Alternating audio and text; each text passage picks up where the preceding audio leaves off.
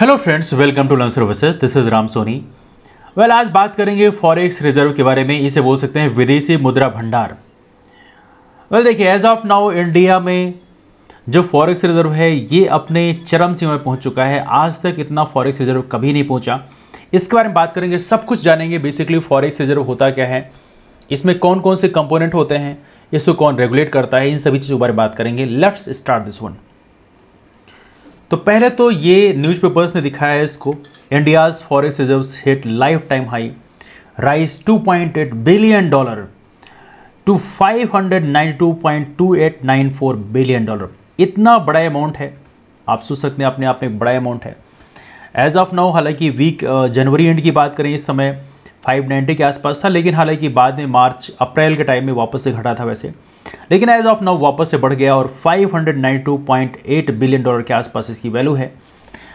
अब देखिए, forex reserve की बात करें तो जनवरी 29 में जब इसको रिकॉर्ड किया गया था उस समय था 590.18 और अब हो गया है 592.894। ज़्यादा वैल्यू के बारे में हम बात नहीं करते हैं, लेकिन सबसे बड़ी बात जानते हैं फॉरेक्स रिजर्व में होता क्या है। पहला होता है फॉरेन करेंसी एसेट, इसे बोलते हैं FCA।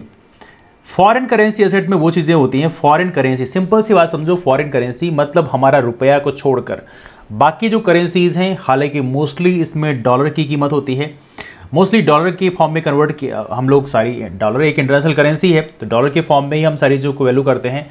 लेकिन यहाँ पे समझने वाली बात ये, इसमें डॉलर है, यूरो है, पाउंड है, ये सारी करेंसीज को भी हम काउंट करते हैं। तो फॉरेन करेंसी एसेट्स में सारी करेंसी को हम काउंट करते हैं। जैसे मान लीजिए बाहर से कोई यहाँ पे टूरिस्ट आया और उसने डॉलर को रुपए में कन्वर्ट करवाया, तो डॉलर जो है ये भी हमारे एक प्रकार से फॉरेक्स रिजर्व के फॉर्म में हो जाता है। दूसरा, फॉरेक्स रिजर्व का ये सबसे बड़ा पोर्शन है, आप याद रखिएगा, फॉरेन करेंसी एसेट्स। सेकेंड है गोल्ड, गोल्ड भी एक फॉरेक्स रिजर्व का पार्ट होता है। और तीसरा है स्पेशल ड्राइंग राइट्स। अब स्पेशल ड्राइंग राइट्स क्या होता है? स्पेशल ड्राइंग राइट्स, मैं यदि आपको सिंपल लैंग्वेज में समझाऊँ तो समझिए, इंटरनेशनल मॉनेटरी फंड बेसिकली जो उसकी जो करेंसी है उसे बोल सकते हैं आप स्पेशल ड्राइंग राइट्स। इसमें बहुत सारी जो करेंसीज होती हैं उनका वेट होता है, मोस्टली डॉलर का है, और बाकी जो करेंसीज है उनका भी वेट है। लेकिन ये है स्पेशल ड्राइंग राइट्स, मतलब जो इंटरनेशनल मॉनेटरी फंड का जो उसकी करेंसी है, इसे बोलते हैं SDR। जितना SDR आपके पास में है समझिए वो भी आपके फॉरेक्स रिजर्व में काउंट होता है। तीसरा है इंटरनेशनल मॉनेटरी फंड में, IMF में कितना आपने रिजर्व रखा है अपना, आपका कितना पैसा वहाँ जमा है, ये भी इसके अंतर्गत काउंट किया आता है। अब देखिए, फॉरेन करेंसी एसेट की बात करें, जो पहला वाला टर्म हमने डिस्कस किया था, मतलब विदेशी मुद्रा जो है, इसमें देखा तो इसका मेजर कंपोनेंट है, इसमें भी ग्रोथ पाया गया है $1.6 बिलियन का, और एज ऑफ नाउ इसकी वैल्यू है $548.5 बिलियन। मतलब जो मेजर चंक है, मतलब तकरीबन $592 बिलियन यदि बोले, उसमें लगभग $550 बिलियन अकेले फॉरेन करेंसी एसेट्स है। मतलब आप समझ सकते हैं ये एक बड़ा टर्म है। मोस्टली डॉलर के टर्म में हम काउंट करते हैं, लेकिन सारी फॉरेन करेंसी जितने भी हैं रुपया को छोड़कर, जिसमें जैसे यूरो है, पाउंड है, येन है, ये सारी करेंसीज को भी हम इसमें काउंट करते हैं। नाउ इसके अलावा सेकेंड जो हाईएस्ट टर्म था वो था गोल्ड का। मैंने डिस्कस किया था कि दूसरा टर्म गोल्ड का है। दूसरा फॉरेक्स रिजर्व का दूसरा जो कंपोनेंट है वो है गोल्ड।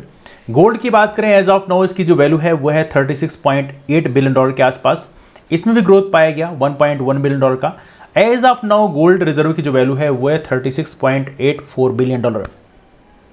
और इसको रेगुलेट कौन करता है आपको पता होना चाहिए। फॉरेक्स रिजर्व को हमारे देश में रेगुलेट करता है रिजर्व बैंक ऑफ इंडिया।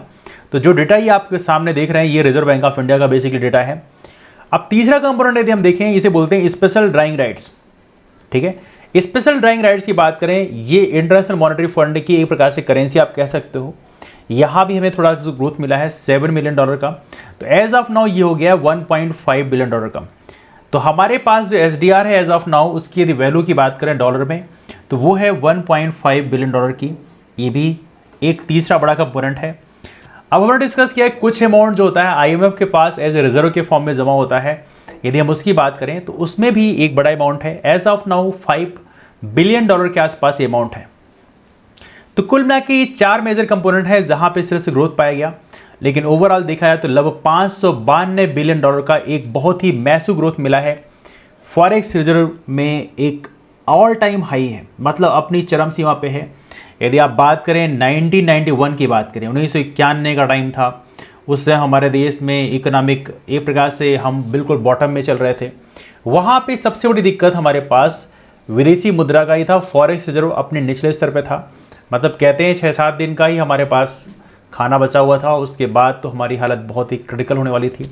हम वर्ल्ड बैंक के पास गए, IMF के पास गए, वहाँ से फिर फंडिंग मिली, उसके बाद हमारे देश की हालत नरम होनी। तो राइट नाउ हमारे पास फॉरेक्स रिजर्व जो है बहुत अच्छा है और ये देश के लिए अच्छा साइन है।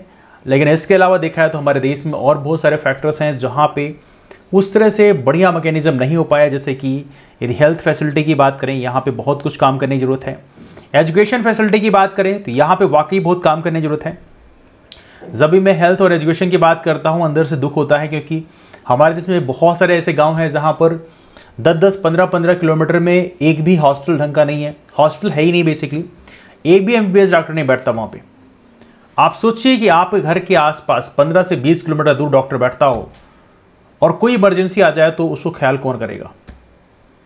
दूसरा, यदि हम एजुकेशन की बात करें, एजुकेशन में कंडीशन ये है कि प्राइमरी स्कूल तो है 5वीं तक, लेकिन यदि आपको 12वीं तक की स्कूल में पढ़नी है, 10वीं 12वीं पढ़नी है, तो आपको अपने घर से 15-20 किलोमीटर आगे जाना पड़ता है, तब जाके स्कूल होती है। तो कहीं ना कहीं हमारे देश में, चलो ठीक है इकोनॉमी देखने के लिए बहुत अच्छी है, लेकिन हेल्थ और एजुकेशन में हमारे देश में बहुत सारे, मैं किसी एक राज्य की बात नहीं कर रहा हूँ, बहुत सारे राज्य ऐसे हैं जहाँ पे हालत बहुत क्रिटिकल कंडीशन में है और डेफिनेटली यहाँ पर हमें काम करने की जरूरत है।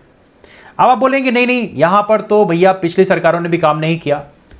देखिए, पिछली सरकारों ने काम किया नहीं किया वो एक अलग मामला है, लेकिन हमें प्रेजेंटली तो काम करना पड़ेगा ना। ऐसे मान लीजिए आपके घर में आपके माँ बाप होते हैं, पेरेंट्स होते हैं, और वो आपको पढ़ने के लिए बोलते हैं, तो आप ये थोड़ी बोल सकते हो कि आपने तो नहीं पढ़ाई किया तो हम क्यों पढ़ाई करें। भैया पेरेंट्स को जितना करना था उन्होंने कर लिया, अच्छी बात है। अब बात आपके कंधों में है, आप क्या कर सकते हो ये आपको देखने की जरूरत है। यदि आप इस तरह से ब्लेम गेम खेलते रहोगे कि हाँ उसने नहीं किया तो हम भी कुछ नहीं करेंगे, ऐसी चीज़ें काम नहीं करती हैं। ऐसे तो फिर आप तो इंजीनियर, डॉक्टर या कोई बड़े अधिकारी बनने से रह गए तो भूल जाओ।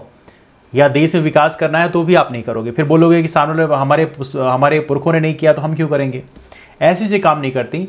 जब आपके पास वक्त होता है, जब आपके कंधों में रिस्पॉन्सिबिलिटी होती है, तो आपको काम करना होता है। जहाँ से आपको विरासत मिली है उसके बाद विरासत को आगे बढ़ाना आपकी रिस्पॉन्सिबिलिटी होती है। आई एम श्योर आप लोग इस बात को समझेंगे। एनीवे, आपका ओपिनियन इसमें क्या है कि देश में कौन कौन से सेक्टर ऐसे हैं जहां पे हमें अर्जेंट अटेंशन की जरूरत है, सब कुछ छोड़कर उसमें ध्यान लगाने की जरूरत है। आपको क्या लगता है ऐसे कौन से एरिया हैं?